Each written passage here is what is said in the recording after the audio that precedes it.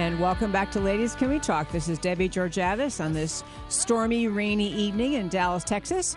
And I am just so excited for our next segment. We have a guest in the studio with us named Virginia Prodan. She is the author of Saving My Assassin. And let me tell you, do you ever read novels like true stories about people and then you think, I can't believe someone lived this life? Well, this is Virginia Prodan's book. It's actually her life story. And it reads like a spy thriller, I can't even begin to describe it. You can't put it down when you start reading it. So, Virginia, welcome in the studio. Thank you for having me, Debbie.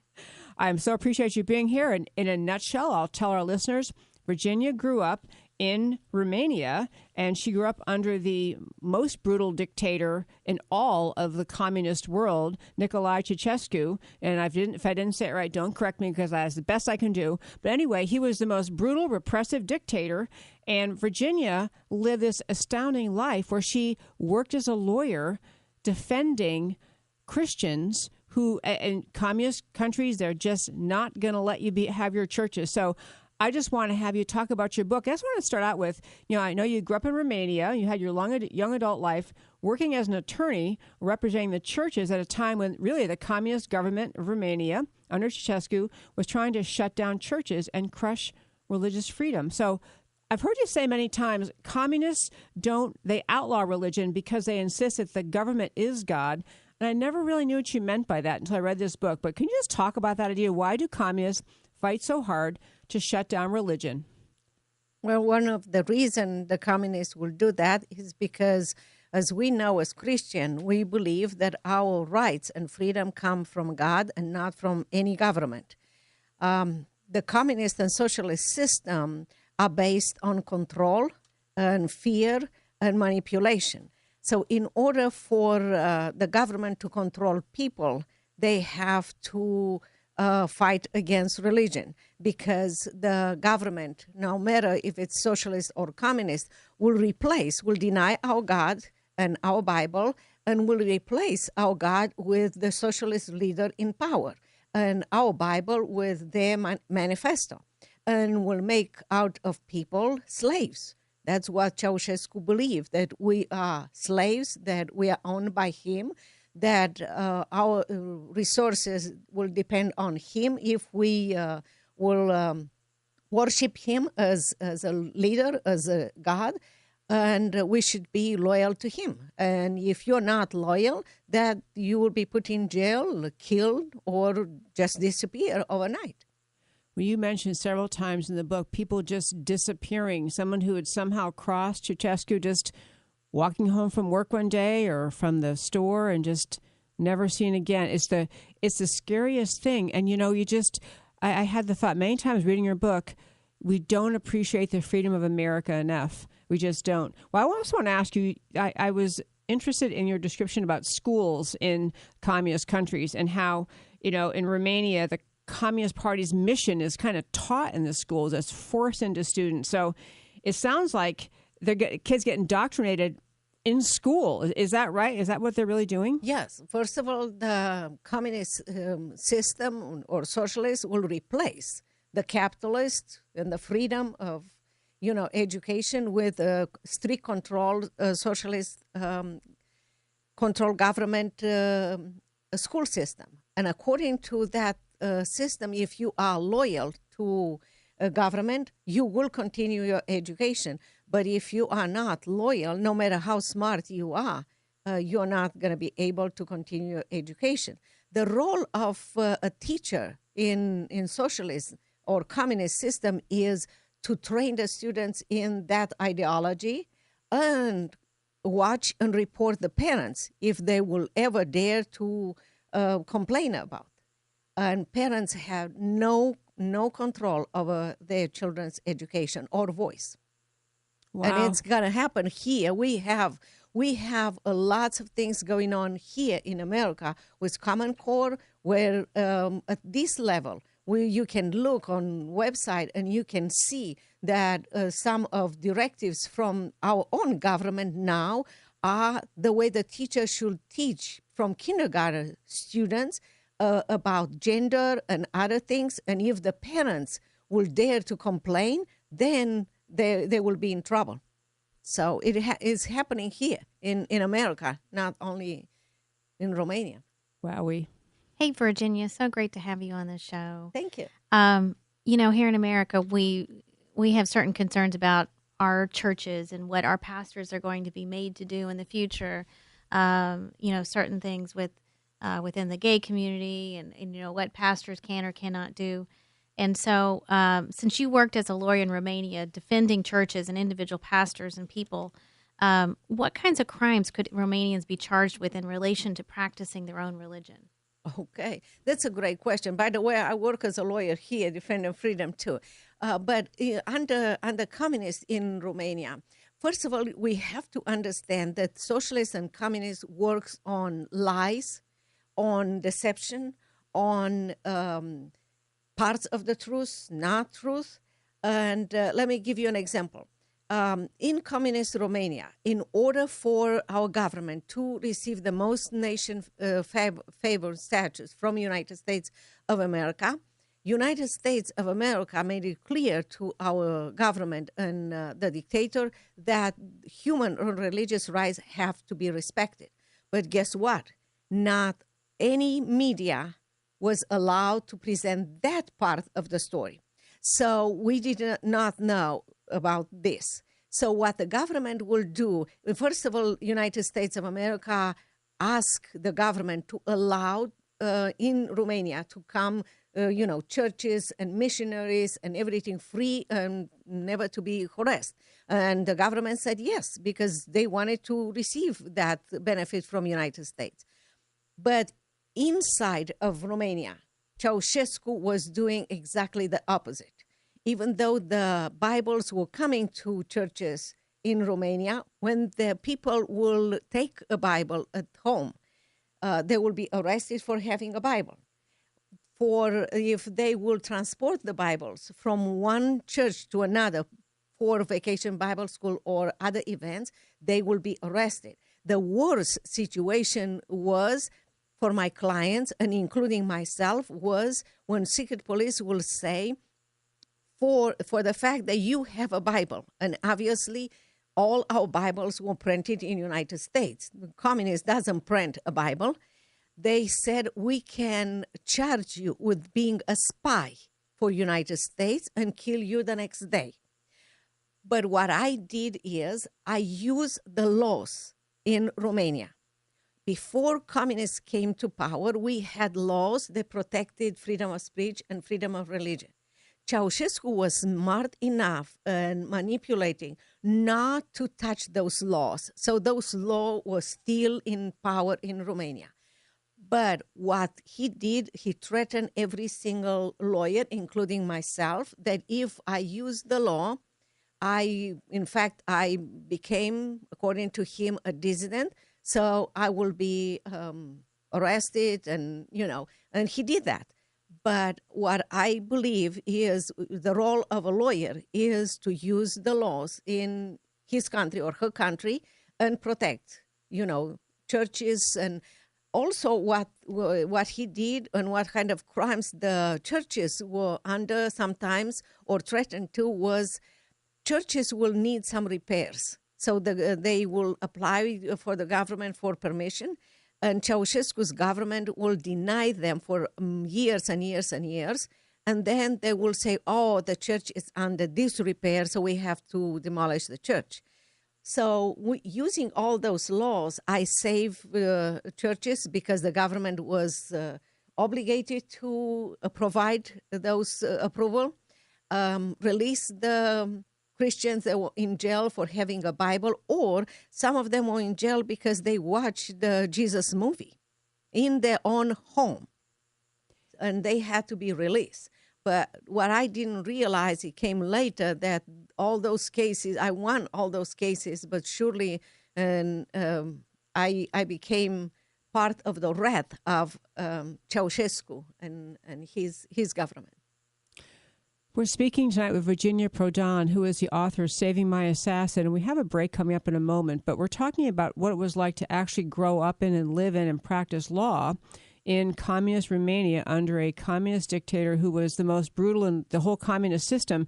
One thing I was going to throw in, we have 20 seconds here, but Virginia wanted to go to law school there, and the rules they had to permit you to go to law school, you had to sign something saying neither the applicant nor parents had ever expressed a critical attitude toward communism. The applicant's parents had never questioned or arrested or never been arrested by the communists, and the applicant's parents were not Christians. This is very overt religious repression.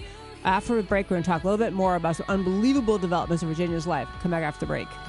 And welcome back to Ladies Can We Talk. I meant to say before our break that it's great. My leading ladies tonight have joined me. Lori Medina, Mari Sullivan are here, and we are speaking with the author of Saving My Assassin, Virginia Prodan, a book you simply must read.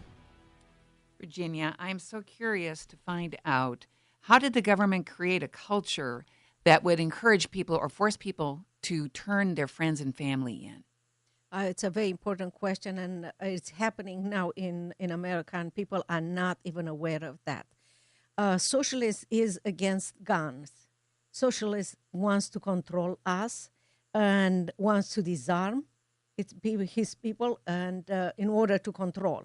After socialists took power in Romania, immediately established gun control. Not only that, but it created a very special police system called Securitate. You heard me talking about them. The role of the Securitate, which is not the CIA role. No, do not compare that. It's a different kind of police system that the role was to control and silence everyone, including media. Those Securitate people were dictators, loyalists, were above the law, were very cruel people. They will kill people in a second, in a minute. That was their role. They also recruited even civilian informants. After revolution, we realized that the youngest informant in Romania was 8 years old. So with Securitate, Ceausescu consolidated his power, and no free election. We had no free election during his lifetime. After he consolidated, disarmed people, and controlled the entire population, no dissident voice was heard. This is why, as a woman, I didn't have a voice, they consider, so they were surprised about that. They also label the communist government, label every question that we have or suspicion about the government activity as an anti-government statement. Yeah. Yes, and for that reason, everybody that was from the communist government, loyal to the government, or informant for the Securitate could turn us in, saying that we said we had an anti-government statement, and neighbor, classmate, even family member will turn us in. It's only by control, and that's in many ways, if you see around, it's not maybe like in Romania, but if we don't fight, it's going to happen here. It's going to be here in America.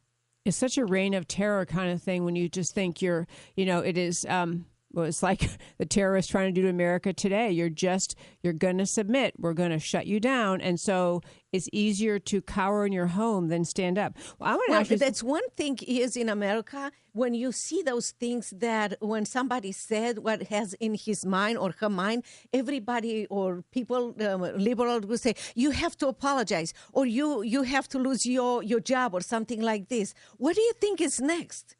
You as a parent or you as a child, you have to report what's going on in your home.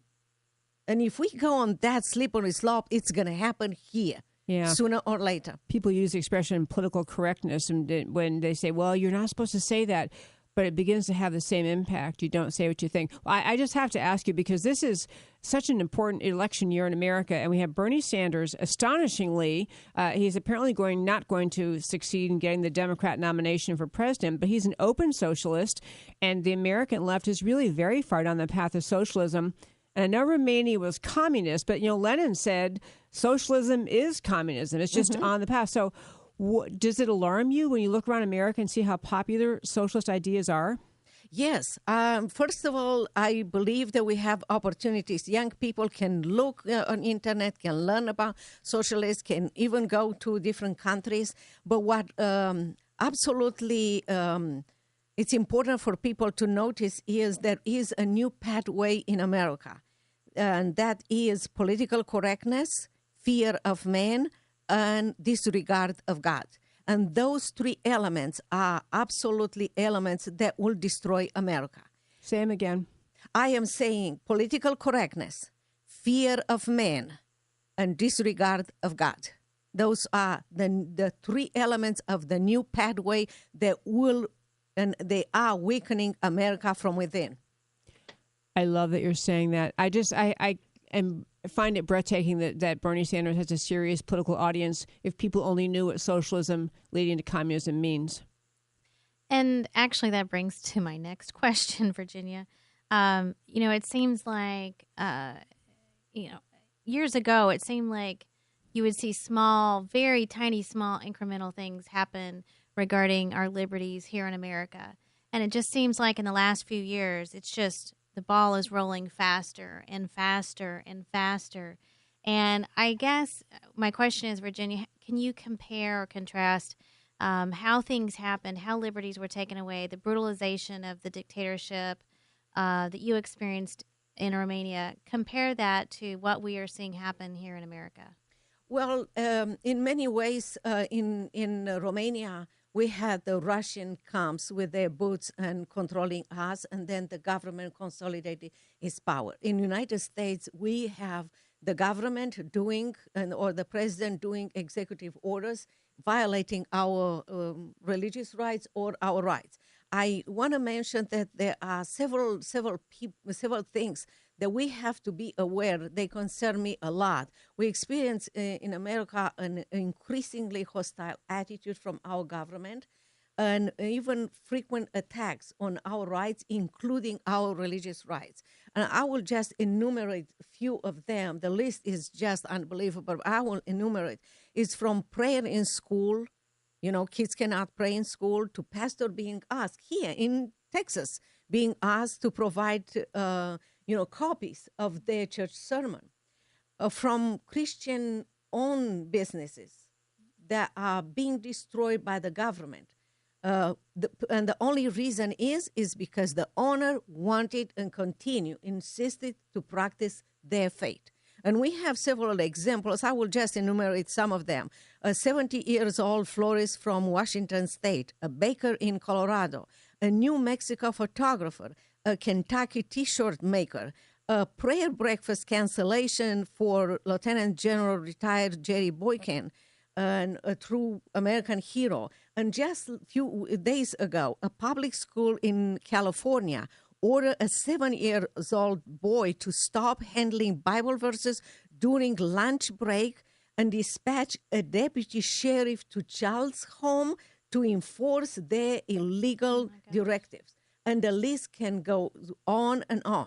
And everything is happening here in America. And it's time for us to be aware and not to say anymore, oh, it will never happen here, because it's happening right here.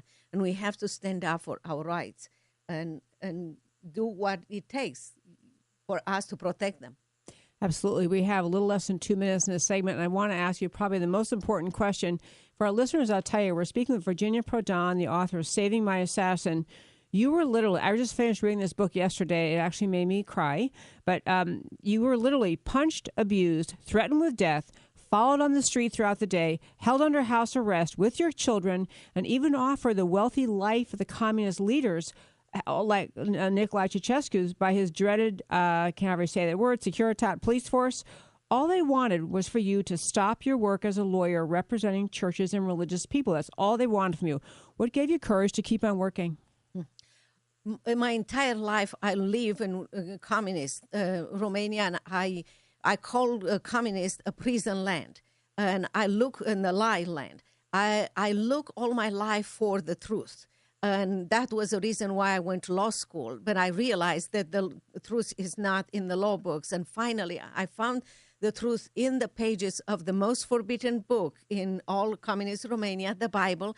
And that day, when I found the truth, I received the divine appointment to defend churches and Christians. And that gave me the strength. I knew beyond a shadow of a doubt that was God's appointment, that he gave me that job. He was with me. He was around me. He was fighting for me. So in faith and with God's power, I acted and I won, because our rights and our freedom come from God. And it's so true. I am a true example and a living example that dictator is dead and I'm alive. So what can you say more than that? Amen. Amen. That's right. We're speaking with Virginia Prodan, author of Saving My Assassin. And I thank you so much for coming in the studio tonight.